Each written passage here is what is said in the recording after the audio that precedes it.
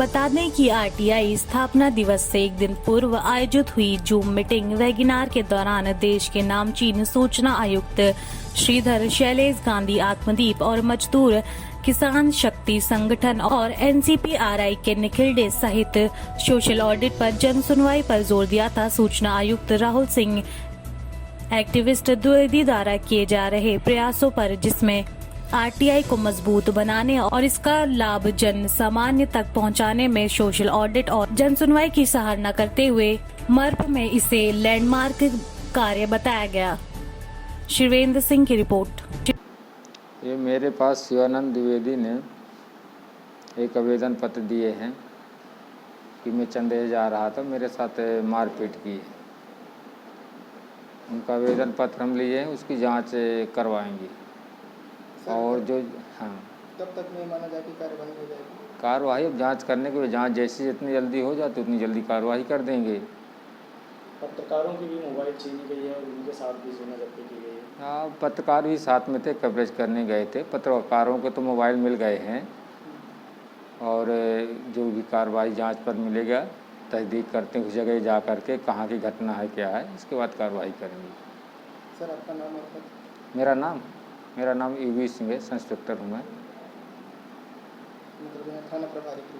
हाँ, थाना प्रभारी की हुई है। क्या घटना थी और क्या जानकारी देना चाहते हैं? बेसिकली आज हुआ ये है कि हम एक सोशल ऑडिट के कार्यक्रम में जा रहे थे।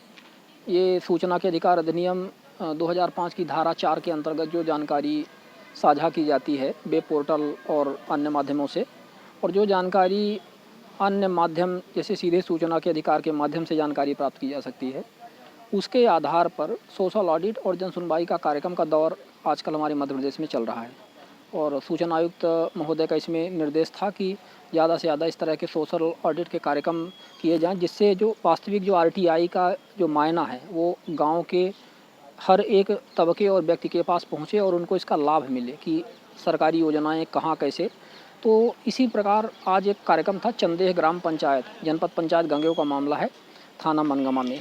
तो हम आ रहे थे, सूचना मिली थी, हमें पत्र मिला था, जो संबंधित पंचायत के लोग हैं उन्होंने कार्यक्रम आयोजित किया था।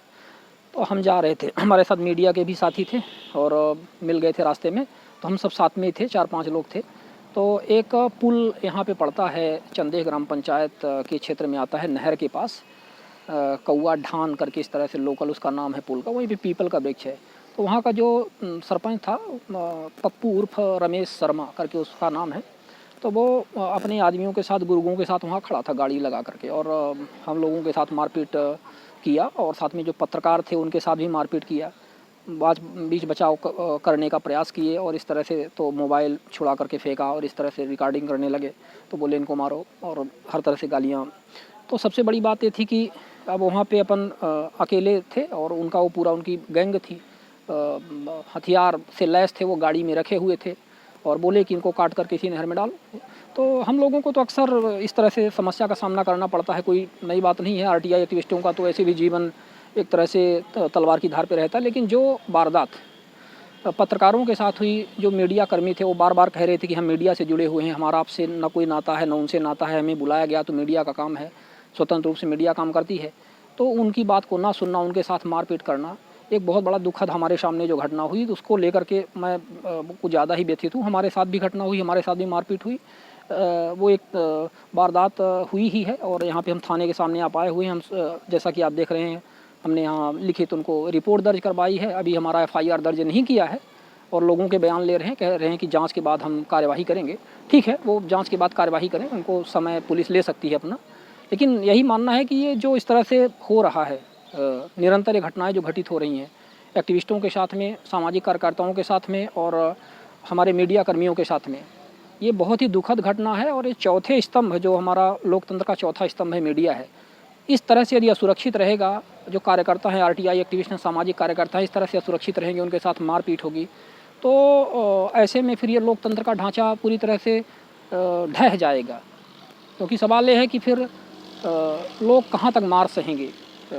यही अपराध की दुनिया में प्रेरित करता है, व्यक्ति को खींचता है कहीं ना कहीं, क्योंकि जब आपका पुलिस साथ नहीं देती है, शासन प्रशासन साथ नहीं देता है, उनको सुरक्षा मुहैया नहीं होती है, गुंडों का, मावालियों का राज बढ़ जाता है, आवारा गर्दों का एक तरह से माफिया का राज हो जाता है। तो ऐसे में लोकतंत्र सुरक्षित नहीं है और लोकतंत्र का चौथा स्तंभ सुरक्षित नहीं है, सामाजिक कार्यकर्ता सुरक्षित नहीं है, आरटीआई एक्टिविस्ट सुरक्षित नहीं है। इसके लिए हमारी यही मांग है कि इसमें कठोर से कठोर कार्यवाही हो और सुरक्षा प्रदान की जाए जो भी इस तरह से वारदात हमारे लोगों के साथ हो रही है।